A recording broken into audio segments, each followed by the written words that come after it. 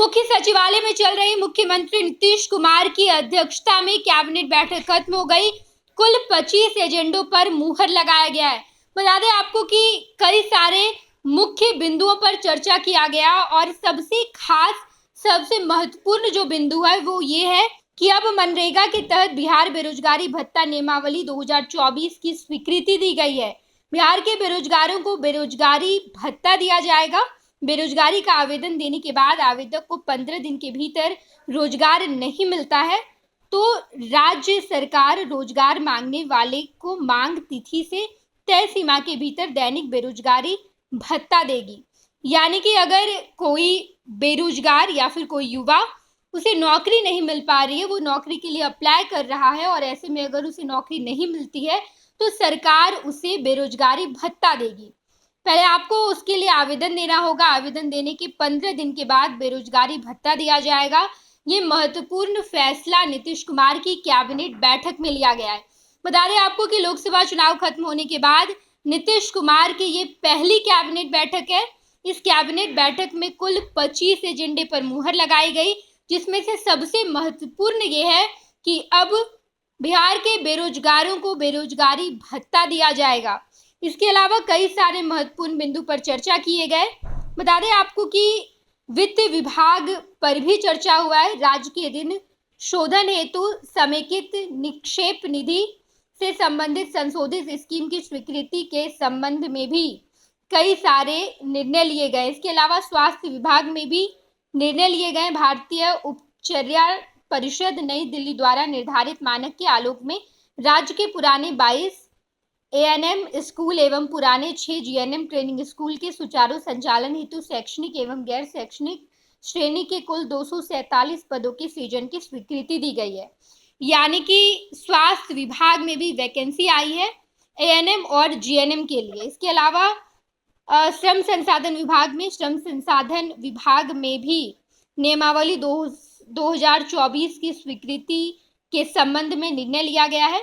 कुल मिलाकर ऐसे 25 एजेंडे हैं जिस पर मुख्यमंत्री नीतीश कुमार ने बड़े निर्णय लिए हैं। नीतीश कुमार की अध्यक्षता में ये कैबिनेट की बैठक बुलाई गई थी। इस कैबिनेट बैठक में कुल 25 एजेंडे पर मुहर लगाई गई, जिसमें से सबसे बड़ा और अहम फैसला ये है कि अब सरकार बेरोजगारों को बेरोजगारी भत्ता देगी। यानी कि वैसे युवा, वैसे लोग जिन्हें नौकरी नहीं मिल पा रही है, वो लगातार नौकरी की प्रयास कर रहे हैं लेकिन नौकरी नहीं मिल पा रही है, तो ऐसे में सरकार उन बेरोजगारों को बेरोजगारी भत्ता देगी। इसके लिए उन्हें आवेदन देना होगा और आवेदन देने के 15 दिनों के बाद उन्हें बेरोजगारी भत्ता मिल जाएगा। इसके अलावा राजस्व एवं भूमि सुधार विभाग में भी कई सारे बदलाव किए गए।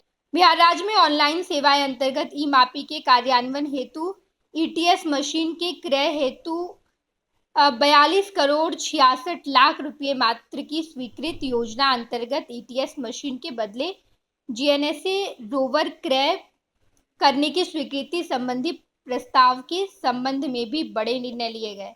स्वास्थ्य विभाग, राजस्व एवं भूमि सुधार विभाग, इसके अलावा बेरोजगारी भत्ता भी दिए जाएंगे और पथ निर्माण विभाग में भी, परिवहन विभाग में भी कई सारे बड़े बदलाव किए गए और ये तमाम बदलाव नीतीश कुमार की अध्यक्षता में चल रही कैबिनेट बैठक में किए गए।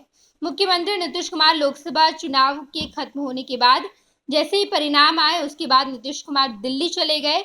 वहां प्रधानमंत्री को तीसरी बार प्रधानमंत्री की शपथ दिलाने के बाद नीतीश कुमार जब आए तो अब बिहार में तमाम काम किए जा रहे, कई सारे पदों पर वैकेंसी निकाली गई और आज लोकसभा चुनाव की खत्म होने के बाद नीतीश कुमार की पहली कैबिनेट बैठक थी जहां पर कुल मिलाकर 25 एजेंडे पर मुहर लगाई गई है।